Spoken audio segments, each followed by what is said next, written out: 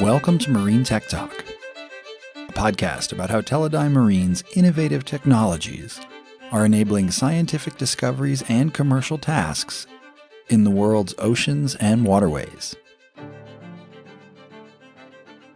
Did you know that the Suwannee River Water Management District is responsible for managing the water supply, water quality, flood protection, and natural systems in a 15-county area of Florida, including 13 different river basins and more than 450 springs?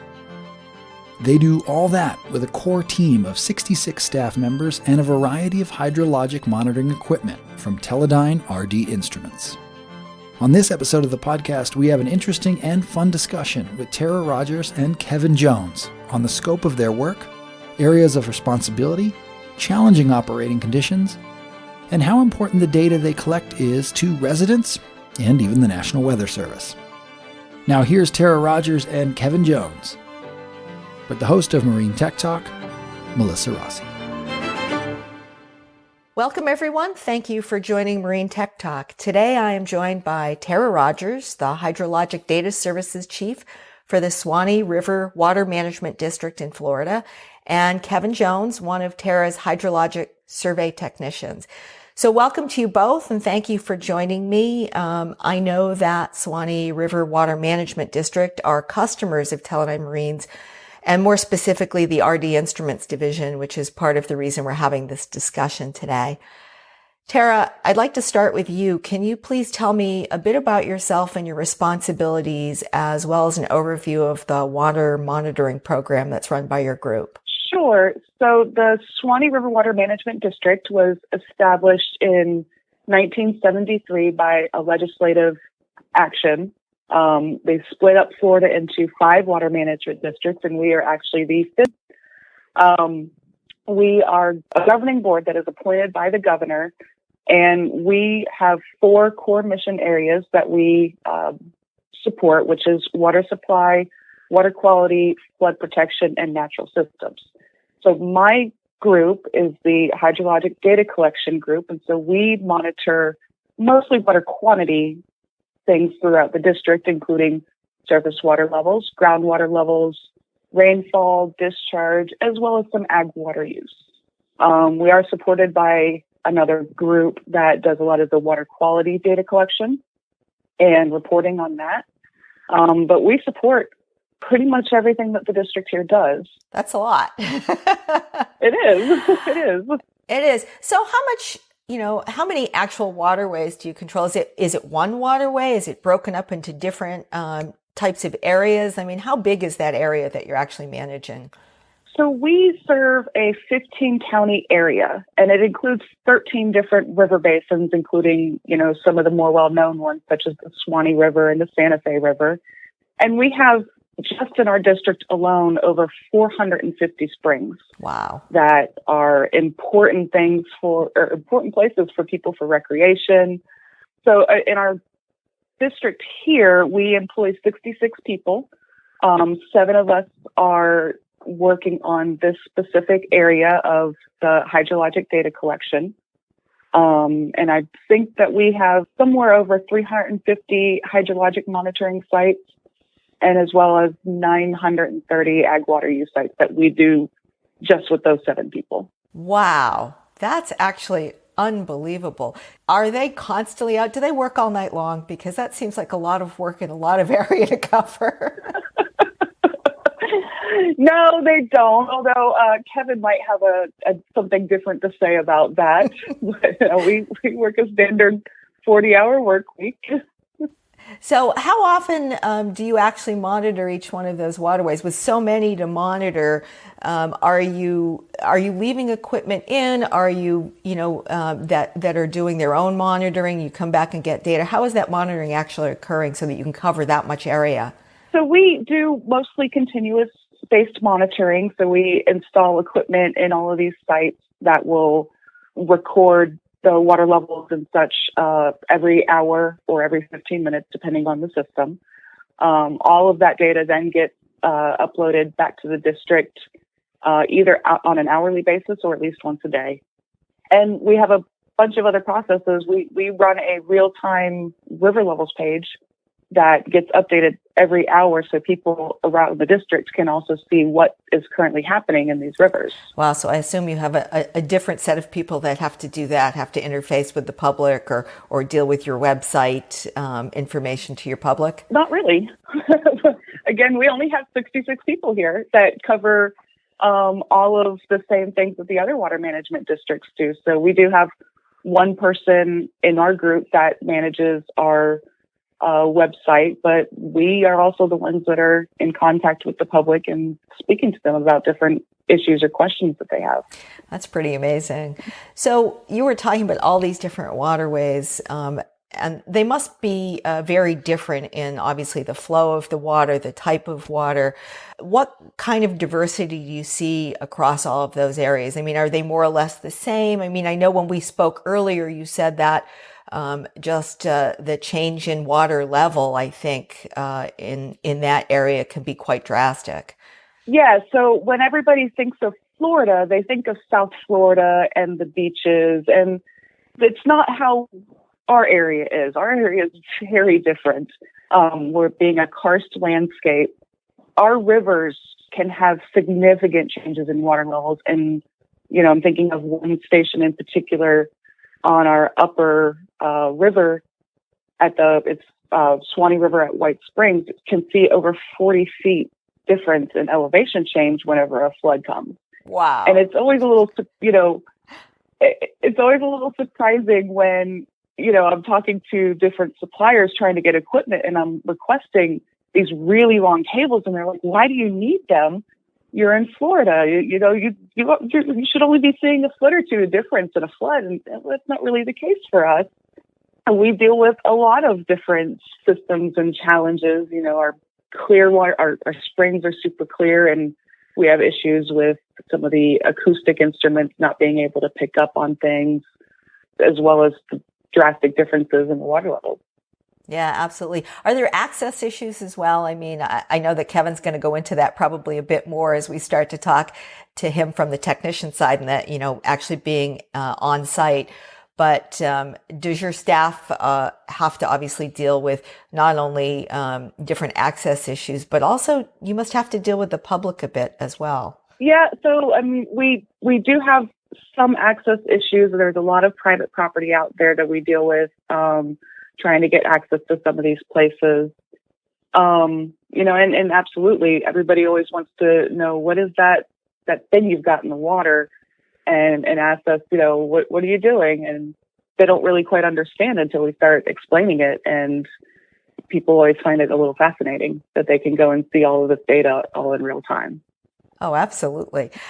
And I'm sure that the general public, may take some of the information for granted, but never really think about who collects that data, where that data comes from. And I think that's probably, we're all guilty of that, right? I mean, we have access to data all the time and we never stop to think like, who are the people behind all of that data? How are they actually collecting it? So I think it's probably really interesting.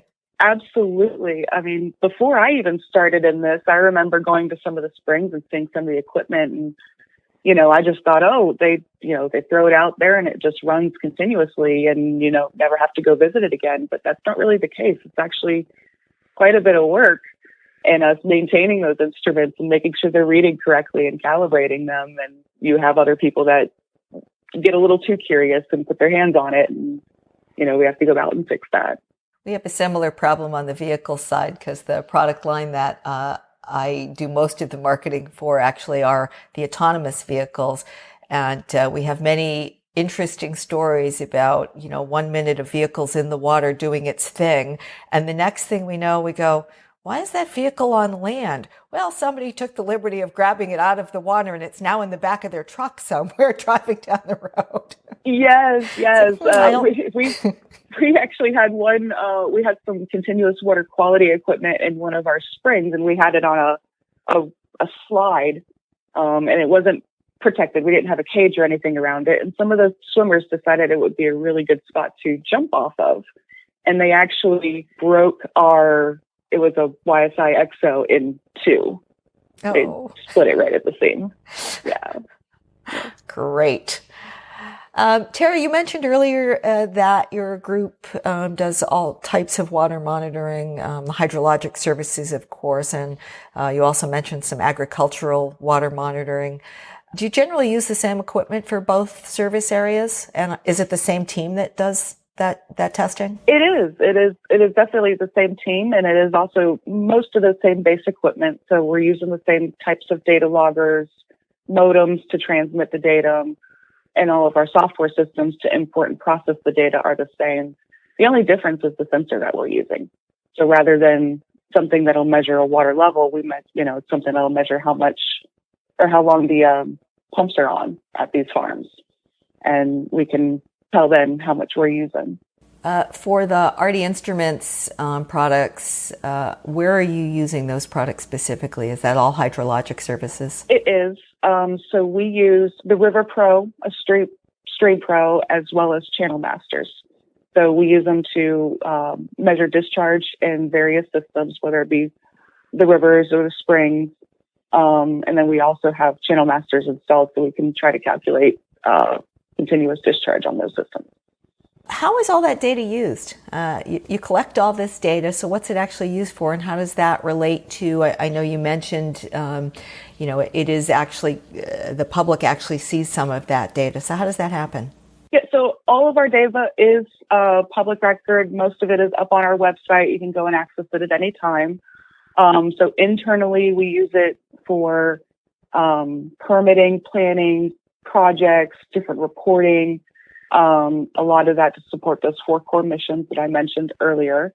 On a more practical level, a lot of our data is used also by the National Weather Service for flood forecasting. We actually send them data every hour, so that way they can use that data in their prediction. So they get our rainfall data as well as river level data. We also use that data to have some of the other agencies enforcing no wake zones along the river to help people protect their properties during a flood event. Yeah, that's a pretty diverse use of the data that you're collecting there, really, when you think about it. And I'm sure that a lot of people don't think about, the floodwaters, how the information that you're collecting actually helps the National Weather Service determine likelihood of flooding in various areas. That's really interesting. So are you also doing all your own repair as well? Because you say your budget obviously covers the equipment and things, but when there's an issue, is it your staff that, if they're able to affect repair on the equipment as well, the same 7 people? Yes. We do have some repair budget, but yeah, if we're seeing an issue out on site, they're the ones that are going out and trying to repair it, or, replacing the equipment if we have to send it back to a manufacturer and get it repaired or calibrated, then we can't do that. We do that. Right, sure. What do you do in the case of repair calibration? So obviously you're taking a piece of equipment out of service. Are you having to then juggle your other equipment to fill in that data gap, or are you just taking that system offline for the time that it's out for repair? No, we always try to have spare equipment so that way we don't have any data gaps. So my staff try to keep extras with them in case they run into any issues. They can go ahead and swap it out right then and minimize any data loss. Obviously, we want to minimize as much data loss as we can. Yeah. So, clearly the world has had, we've all had all kinds of challenges. There's been, crazy weather patterns. There's been, either more or less precipitation than usual, depending on what part of the country you're in, as well as COVID. So I am a little bit curious, how has COVID or was COVID affecting your monitoring program over the last year? So COVID actually has been a good thing for us as far as the use of more of these technologies to communicate. So in our group, they mostly work independently and are out there solo. And in order to be in contact with various groups in the district or have a meeting, they would have to come all the way into the office to be able to do that. And now with all of these different remote communication technologies such as Zoom or Teams, they can call in right from the field. So we've been able to keep in better contact with the district as a whole and be able to communicate a little bit more directly with those that are in the office and get them the information a little better of what's going on out there. Yeah, you're absolutely right. It is funny how over the past year, even though all of these technologies obviously existed before, they've now really become a part of our everyday life, and it doesn't seem odd to have a video conference with somebody who may only be down the street. Sometimes they're down the hall, but literally, it's not strange anymore, right? No, yes. No, it's So. definitely helped us for sure. Oh, that's great. Thank you. I think now I'd like to turn over to Kevin, who's been hanging out with us this whole time. And thank you, Kevin, for being patient while Tara and I kind of went over the program. Can you give me and our listeners a little bit of background on yourself and what you do for the Water Management District there? Well, so I've been with the district for 5 years now, and I was primarily focused with the agricultural water use when I've been helping to get that program up to speed and getting a lot of the monitoring on the sites that were in need of it. But I've since transitioned over and mainly focused on doing the groundwater levels and surface water levels and the discharge sites with a little bit of focus and support in the ag water use. But before this, I actually came from construction trades, but was also involved in shipwreck diving up in the Great Lakes. So would do a lot of different types of remote sensing with side scan sonar and such, looking for shipwrecks. So it's kind of interesting that different hobbies and activities as that have dovetailed into a career now, and use a lot of my electrician backgrounds and constructing all these monitoring sites and different things. So been kind of an interesting move. Yeah, I could understand how that would all be really helpful in your current job with that diverse background. By the way, Kevin, I wanted to congratulate you, a bit belated as it is. You were actually the winner of our MacGyver award during the photo contest last year. And I know we did try to connect last year and at the end of the year, and it just didn't sync. But for our listeners, Teledyne Marine runs a photo contest every year, and maybe you've listened to some of the podcasts that we did at the end of last year, specifically with some of the entrants and some of the winners of the photo contest. Kevin submitted a very interesting photo, actually a couple of images on sort of a makeshift device that he created that I believe was to fix possibly the Steam Pro ADCP on the front of a kayak, I think, or some kind of a boat. Could you tell me a little bit more about what you were doing there, the configuration, and how that made it better to use the instrument? Yeah, so the two photos that I'd put into the contest were, snaps that I'd taken for Facebook to make all the friends jealous, and one was the ADCP itself on front of the kayak with the PVC frame, and we kind of use that in a lot of different situations here around the district, because just being small streams and spring runs and rivers, can't really get in big boats and such. So we carry around the equipment on our truck and just hand launch kayaks where we need to. And then the other one was, it was actually the first day I was testing out section by section. So I'd actually just rigged up a tag line across the spring run and then just left the ADCP connected up to the kayak that I'd used to get it down there. And it became just a really nice platform to have the computer sitting in the kayak and also kind of stabilize the ADCP and minimize any movement in it. They were pretty great photos, and I know that our team at RDI and the folks that deal with that equipment were like, "Oh, that's cool." Nobody thought to do that before, so that got everybody's attention, and so that was an easy pick for that award. It was a lot of fun. We love those. Those are great to see how creative people are in obviously overcoming various challenges that they have in their job. The equipment works, but they need to bring it into the environment in some different way. And so that was a lot of fun. You've obviously got a lot of river to cover, different types of water. How do you manage a specific region? Do you travel all over the state to take measurements, or are you sort of centralized in a particular area? Personally, I run maybe about a third of our 15 county area, but that still involves me usually driving 150 to 200 miles a day. As you know, just depending on the day, it's almost like every day is a Monday when you wake up to 5 emails, 10 emails from the database telling you what's broken here, what's broken there. And you kind of got to go through and triage your day and go, well, I'm losing data here because of this sensor, but this site's probably just having a modem problem and still collecting data. And then other things, like I found out probably like 6:30 last night that I was going to be doing a discharge measurement this afternoon. So you kind of, it maybe helps to be a professional procrastinator sometimes, because you know how to push things back and then catch up in other places. Sounds like a good way to manage the programs that you've got.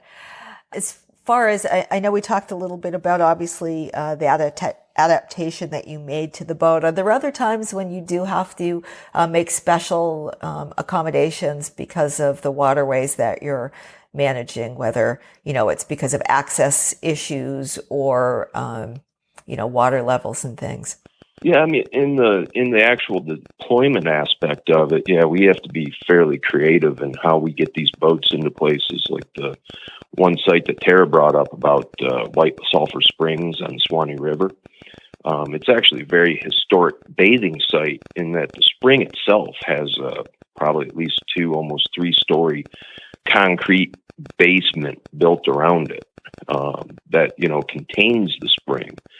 And nowadays it's kind of a historic state park, but when we go there to measure the spring, you're walking around on a boardwalk 30 feet above the water surface. And then to get the ADCP down there, we've kind of come up with doing moving boat measurements in there, but we'll tie 2 ropes to it and get a guy on either side, and we just play tug of war with the ADCP. You know, and those, and then different things, you know, small streams where you might not traditionally have, like, say, a bridge where you could do a bridge measurement just tethered downstream of the bridge or things of that nature. I've kind of used this tug of war method for building temporary cableways and things like that. So the kind of our bigger issue is in using an acoustic instrument and basically acoustically clear water with all this really nice groundwater coming out is, you know, a lot of times the auto mode on a River Pro just really doesn't like it. It's sitting there trying to manipulate the bins and such, and it kind of goes a little nuts. And I found that in using the section by section in the Stream Pro, that I'm actually able to get in there and manually control bin sizes and such, and able to get better returns from each bin and get better quality data. And using some of these manual modes instead of, you know, kind of just letting the machine think for itself. It definitely helps to be prepared for the unexpected for us. And we have to know how to use a wide variety of instruments to be able to cover all of these different situations that they'll run into. So, I mean, that's why we have several different types of instruments, and we have to learn how to use all of them. We can't just focus on one particular one. Right. And it sounds like, Kevin, from your description of the, you know, using the equipment in that really clear spring water, that you can't just rely on the standard mode, which is, you know, the automatic mode.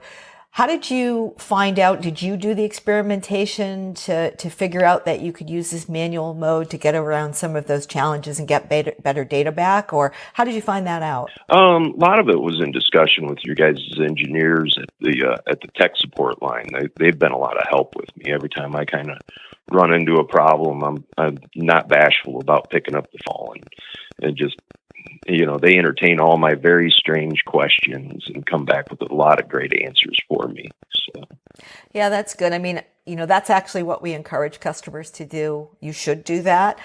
It's good for us too, because, you know, we can test the equipment as much as we want, but we're never probably going to test it in exactly the conditions that you're in. And so it's really great for us to get customer feedback like that and understand what your actual, you know, situational challenges are, what the water challenges are.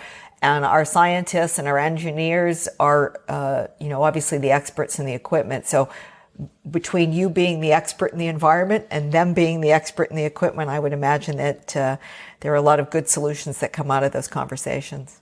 I feel like, you've been through a lot. We talked about your background, Kevin, and how you've used some of this at your job. And then, of course, thinking about your photo submission. I feel like you've probably been in some pretty challenging environments while you've been taking these measurements. Are there any particular stories or anecdotes you'd like to relate that would illustrate really the realities of the job that you do every day? Yeah, I mean, the one that really came to mind for me was, as I said, I started out in the agricultural side of the house. But, with Irma and all the flooding associated with that hurricane, I got really quickly pushed into making discharge measurements and didn't have much experience with that. But a couple days after the storms and with the rivers coming up, I showed up at first sight in the morning to take the measurement, and a quarter mile of the highway was flooded between me and the bridge.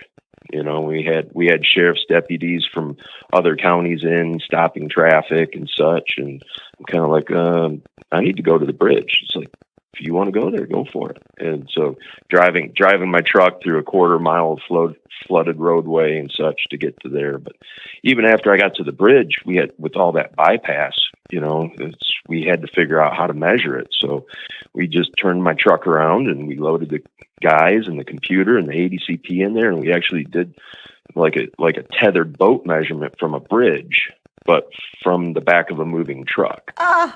And going across that, the entire quarter mile of flooded highway. And then there was also a large box culvert in there, so we had to get the ADCP way out into the woods in order to capture all that culvert flow, and then back up. And we actually had probably about a quarter of all the flow going through that culvert in the roadway. I think it was something like on the order of almost 5,000 CFS.